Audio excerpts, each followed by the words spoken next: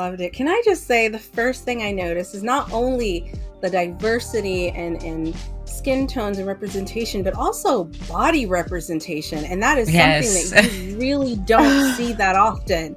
And I was just like, yes, let's bring the cuddly girl with the big hugs through. Yes. But let's get right into it. Dani D, welcome to Black Voices in Gaming. It is a pleasure to have you on. Oh my gosh, it's a huge pleasure to be here. Thank you so much. It's a mad honor. It's amazing. I know you guys are busy, so to have developers take a little bit of time to come on and just like chit chat with us is always like an honor. But let's hear a little bit about you, how you got started in the game realm. Like, girl, give us all the deets. Oh Lord. Okay. I mean, for me, I've been playing games for a long time. I always gotta credit Mortal Kombat, and I always gotta preface to like, but I gotta preface like for the parents out there, because I started that early. Like I was playing. Me too. Way My mom got me into Mortal Kombat. Yeah. Right.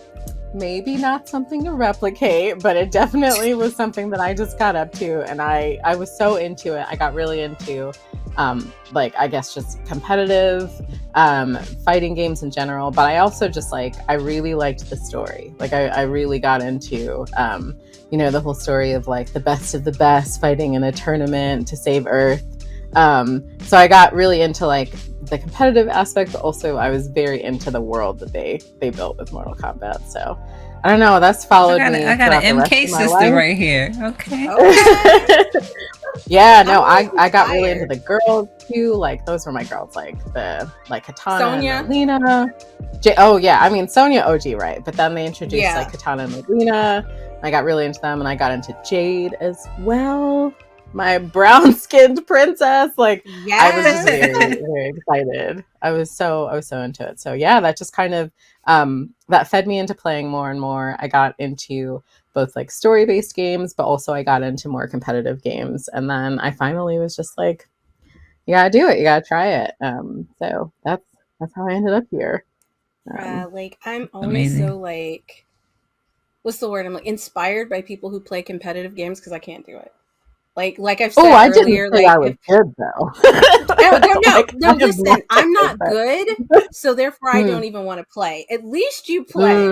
Like I can't. I think I'm gonna force you to play some competitive games. Oh my god, please not like Overwatch. I don't want to play the game. Anyway, so but I'm just like terrible at competitive games. I get really mad and I'm just like, I'm done. But enough about me. This is not about me. This is about Dani D. Tell us more about the game, Hi Elo Girls, because like just from the trailer, I'm really intrigued. Like, I love the fact that it's an all-female cast. I'm just going to say that again. I love the fact that it is an all-female cast because I don't know many games that do that. I don't know many games that like when they do have a female protagonist, she has to be sexy. And like, it's like, well, what about the homegirls out here? Because we're all out here, all shapes and sizes. So Red is going to throw the game up. But yeah, can you tell us a little more about what inspired you to make this game? Yeah. Honestly, just so being in those sorts of spaces and being around, like women, also femmes, like, just kind of non-binary people as well. Basically people who weren't men, and just kind of like acknowledging that we're definitely there. We are definitely there. I think there's just kind of a misperception of the kind of people who play those types of games. So it just was more about me wanting to reflect my own experiences. We may not be hyper visible because there's some challenges that come with that sort of hyper visibility. A lot of, like I'll talk to some girls, especially who are very, very capable. They're very high up on like the competitive ladder, so to speak. They're just not public about it because with that kind of visibility comes some really, unfortunately, unpleasant experiences sometimes. So yeah, it was more just like, look, there's this misperception of like who's playing these games. We're definitely there. And it was like I had this drive to at least try to put something out there that was reflective of my own experience. I think that's important. I like that you kind of touched on the fact that like there are tons of people playing these games, but because the community can be so toxic, we're afraid to say that, like, yeah, I'm a girl and I love playing competitive games, because like as soon as you say that, somebody's going to have something next. Some dude is going to have something negative to say. It's usually men who have something negative to say. You can't. That was You're my into first competitive experience games. online. Yeah. It's not me trying to make a blanket statement, but that is like usually the thing that happens. So I think it's wonderful that you have taken your experiences and turned this into a game.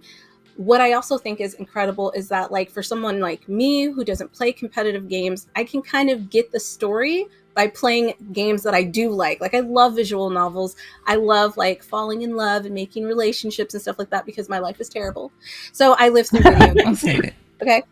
But no, this is incredible, like the art style and everything. So can you tell me a little bit about how you decided to go with this particular art style and why you picked the characters that you picked? Because I see a lot of representation in the game. Man, yeah, it's one of those things where, so I love visual novels, as well. Like I've played ultimate games, I've played like horror visual novels, and I think visual novels for a long time were pretty closely associated with mainly Japanese visual novels, but around like 2015 we had this kind of influx of Western indie developers kind of getting into the mix and supplying kind of non-anime forward art styles, and I was pretty inspired by that. And then of course, I feel like the big one that everyone is aware of that has an art style that's a bit different from like your typical Japanese otome game or just Japanese visual novel is Dream Daddy. Yes.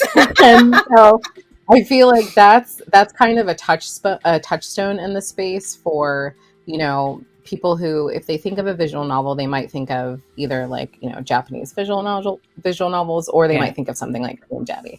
And we were just kind of like, we want to capture the sort of like vibrancy of like a shonen anime with like like just kind of warm colors, bright colors, and expressiveness that comes through. Like the lead character's mom gets like a little vein throb whenever she's like big time mad at you, talking to you, which I feel like is very influenced by my own love of anime.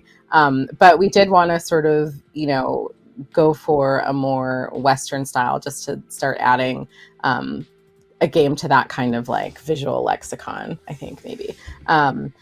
Yeah, so that wasn't a difficult decision to make in terms of heading in that direction, art direction style.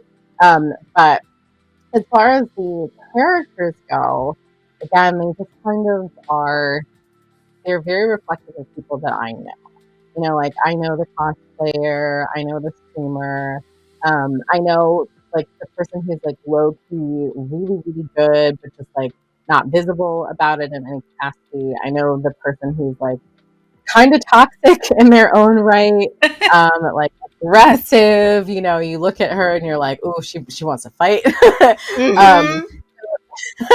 It was really about trying to like capture familiarity and the kind of people that I've been around for like the past decade of playing these kinds of games, and then also trying to solidify them in like the visual design, so you can kind of look at them and kind of know almost like, or get a sense of their personality by just kind of glancing at them and taking a look.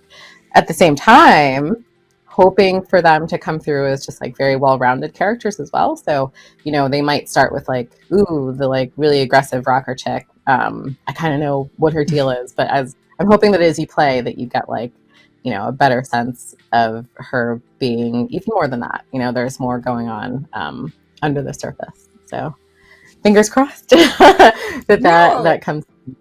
Yeah. I didn't mean to cut you off. I was just gonna say, like, I love that you're putting growth in your characters and making sure that their personalities are dynamic, because I feel with these types of games, that's really what pulls you in and it makes you want to keep playing, right? And then you end up picking your favorite character because like you can relate to them. So I think that's important that you've put so many different personality types in your game. So even if you're playing as the main character, you can relate to like, oh, that's the kind of character I am. I love that character. She's my favorite out of the lineup.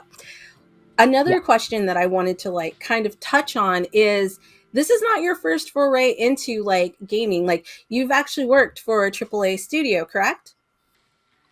I have not actually, but I have released just like my own little indie stuff prior. And in the past, I had like a little brief dalliance in games a while ago. That must have been what that was. All right. That's really dope though. So like you're not a newcomer to this. So it's great that like you started from Mortal Kombat to playing competitive games to actually creating your own game. Like this kind of seems like a love story to like your life and what you grew up with and what you really like about the gaming scene. And I think that's very, very special.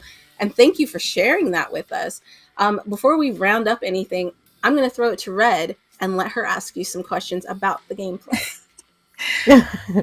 Yeah, definitely. So like I come from an esports background too. And one of my loves, which I think is like the heart of esports, period, is the fighting game community. So when you said Mortal Kombat, I was like, and just like you mentioned, women, a lot of women are not visible or don't want to show up because they think they're not good enough because they see a whole bunch of guys, or even online. Like my first experience online was crazy. It was racial and sexist and all kind of stuff, but some people don't have the thick skin. I just troll back and make them leave the lobbies. But, you know, some ladies don't have that. I troll back. I do it to this day. But what, like of course, did you pull from like that atmosphere and that culture? Have you ever been to any tournaments or even asked some of the ladies that's actually, because you say you do know people in the space, like anything that they went through and kind of wanted to put that in the game as well to give some texture to context or anything?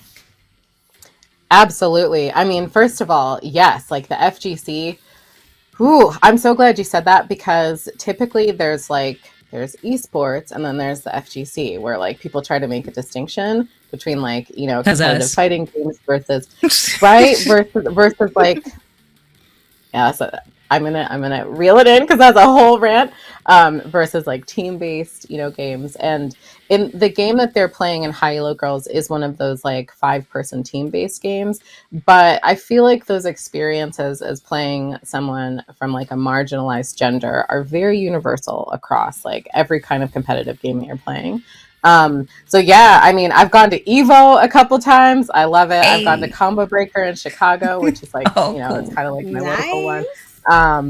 I like, you know, I've seen like Sonic Fox win tournaments, like live. Me too. Awesome. I've seen him when he was little, like a kid, little kid, and won against adults. Right. He just like, well, yeah, they just kind of came on the scene and were like whipping it. Well, I won't swear, but he's a genius. Yeah, no. And so there we go. So yeah, I love going to tournaments. You know, I did a little bit of like, there used to be this site called Major League Gaming online where you could join little. You had the MLG years? Oh yeah, I did. I did the MLG where like you might win like $50 or something off of, you know, like one of those queues and stuff. And I've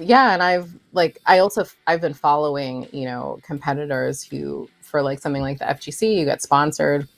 You know, you join teams and squads and, you know, sort of represent together. And then for like a team-based sort of, you know, esports community, you know, I watch, unfortunately, like all girls teams sort of come and then there's harassment and, you know, sometimes they've got to disband because it's a very challenging atmosphere to be in. So yeah, I mean, I've been around people who've competed professionally, like publicly, and then I've been around, you know, women who are qualified to do it. So they're very high up on competitive ladders, you know, might be trying to field a team or get scouted, but are also running into, the difficulties of, you know, potentially being recruited onto like an all male squad and what comes with that. And like, there are some dudes in the space who will outright say really, you know, sort of regressive stuff like, oh, I would never recruit a female onto my team because she'll just be a distraction. You know, like stuff like that is just, these are sentiments that are out there and people feel very bold and like they will say that, you know, and it's that kind of thing that I've been exposed to it, and I do want it to come through because these are undeniable experiences that people are having. But I'm also trying to be careful and that I don't want it to be like an after school special where it's Right, like, oh, like these girls are just facing hardship. Like they are, but like you said, they're trolling back, you know, like they are there because they feel very passionate and very strong about what they're trying to do. So ultimately, I'm not going to shy away from the fact that this is the climate that they're in, but I also want it to be like a fun game. You know, I want people to not be like depressed as they're playing this game because it's a game Yeah, at the end of the like day. this You want to character have right fun with here it, right? reminds me of me. Right, right. I mean, so yeah, we do have one who Kay, she has like the blue hair and the mohawk, and she is infamous for, you know, trolling back. Like she has a reputation, you know, to the I point love where she it. has actually been banned multiple times. Like her account has been banned multiple times because she's pretty terrible. Um, but yeah, I mean, it's one of those things where it's like, I feel like people who stay in these spaces as well, they either become that person where they adapt by just sort of like adjusting to the vitriol that's thrown their way, or they might just like Seni, who's, you know, greatest hugs of all time. She's very zen. Like you know, they do meditation, they do yoga, like they just, you know, they take care of their mental health in that way. So yeah, I feel like the climate that they're in will come through in how they're performing, you know, their day to day lives, how they deal with it, rather than trying to create a game where it's like, don't you feel bad for, you know, these people all the time, even though like it is real, you know, it's like it's a real experience to have to go through to want something like that. So Well, thank you. I love that Thank you you've so created much. this game and this experience. And for any of the girls out there who want to play, just do it. You have a right to be in this right, space. Gaming right, is for everyone. It's not just for boys, it's not just for men, it's for everyone. And when I say that, I'm right. talking about everybody in the LGBTQ plus community. Like the fact that people are gatekeeping, we need to like just squash that. So if you see Let that it and you're go. the type who wants to get up and say something on behalf of people who are afraid to say Mm, things. You know what I mean? But absolutely, Dani, absolutely. you're incredible. Like you're basically doing that with this game. I'm serious. You took this game and you're really like shining a light on some of the issues in it, and I think that's very important while also still making it fun and entertaining. But before we wrap up, if people want to find out more about you and the game, Yes. can you drop your socials? Yeah, absolutely. So we really are focused on Twitter at the moment. So our Twitter is split_fate. And that's actually where, you know, as a studio, we're talking a lot about Elo Girls. We're recently doing like character threads and just sort of trying to show off the game and what you can kind of expect, you know, promoting our characters and our lovely little world that we've built. And then my personal is also it is at Epistellar, so EPISTELLAR. And on there, I would say fair warning.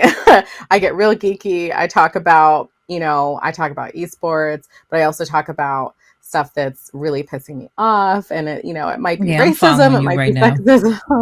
It's your um, account. You're allowed to do that. I'm yeah, gonna follow exactly. you right after this, so don't even worry Well, because there's thank all kinds of things I say. you.